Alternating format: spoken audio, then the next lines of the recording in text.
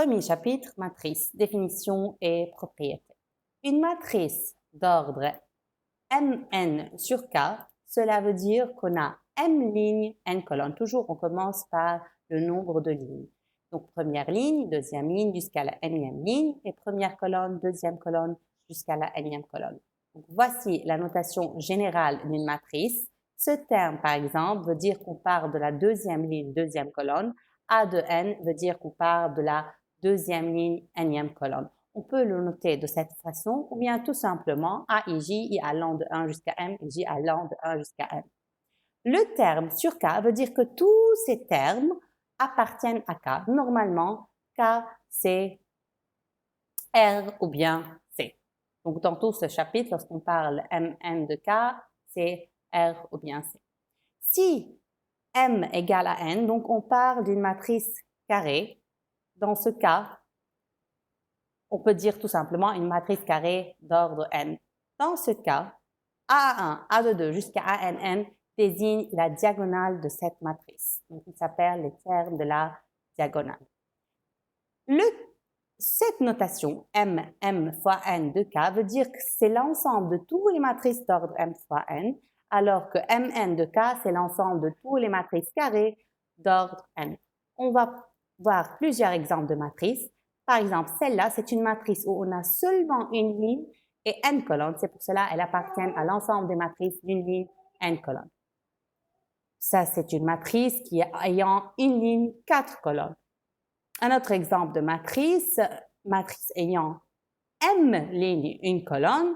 Et celle-là, c'est une matrice de 3 lignes et une colonne. Un exemple de matrice très important qu'on utilise beaucoup, c'est la matrice nulle. Une matrice nulle, on peut la noter tout simplement par 0. Ou bien, par exemple, 0 et en dessous, on a le nombre de lignes et le nombre de colonnes de cette matrice. Par exemple, 0, 2, 3, donc c'est la matrice nulle ayant 2 lignes, 2 colonnes, ou bien tout simplement, on peut la noter par 0. Matrice 0 et en dessous, on a l'indice 3, cela veut dire qu'on part de la matrice carrée d'ordre 3, qui est nul. Mais on peut tout simplement écrire 0. Les définitions suivantes sont justement pour les matrices carrées d'ordre n. Donc, on a maintenant les matrices carrées ayant d'ordre n. Premièrement, c'est quoi la matrice identité? Lorsqu'on parle de la matrice identité ou matrice unité, la notation c'est IN. N désigne l'ordre de cette matrice. Par exemple, si on part de I1, donc on a la matrice d'ordre 1. Donc, il y a seulement une ligne, une colonne. Alors que I2 veut dire qu'on part de la matrice carrée d'ordre 2 et on a 2 lignes, 2 colonnes où la diagonale, les termes diagonaux ils sont 1 et tout le reste est 0. Alors que la matrice I1, on a seulement une colonne, donc il y a juste le terme 1. Si on a IN, donc ça c'est une matrice carrée d'ordre n, les termes de la diagonale vaut 1, comme on peut voir, et tout le reste est forcément nul. Donc ça c'est la matrice unité. Les termes diagonaux sont 1 et tout le reste doit être nul.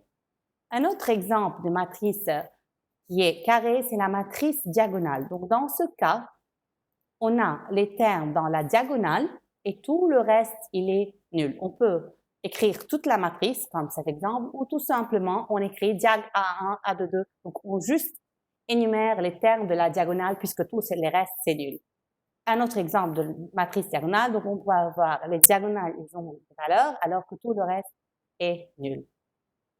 Les deux derniers exemples des matrices carrées, on a une matrice triangulaire supérieure, donc lorsqu'on parle d'une matrice triangle supérieure, cela veut dire qu'on a les termes de la diagonale et tout ce qui est en dessous, c'est nul, alors que tout ce qui est en dessus, ça peut être nul ou non, mais au moins l'un des termes n'est pas nul. Une matrice triangulaire inférieure, cela veut dire qu'on a les termes de la diagonale et tout ce qui est en dessus, il est obligé qu'il soit nul. Donc là, tous ces termes sont nuls et en dessous, peut-être qu'il y a des termes nuls, peut-être non. Si tous les termes sont nuls, donc là, on revient à la matrice diagonale. Donc, on peut voir deux derniers exemples des matrices triangulaires supérieures et triangulaires inférieures. Donc, le premier, on peut remarquer qu'on a la diagonale Et tous les termes qui sont en dessous de la diagonale, c'est nul. Donc, on parle d'une matrice triangulaire supérieure. Le deuxième exemple, pareil, on a les diagonales. Les termes diagonaux, c'est 1, mais ce n'est pas la matrice unité parce qu'on a ce 1 là qui me permet de dire que c'est une matrice triangulaire et supérieure, non pas la matrice identité. Et le dernier exemple, on a la diagonale. Tous les termes en dessus de la lignale, ce sont nuls. Donc, on parle d'une matrice triangulaire inférieure.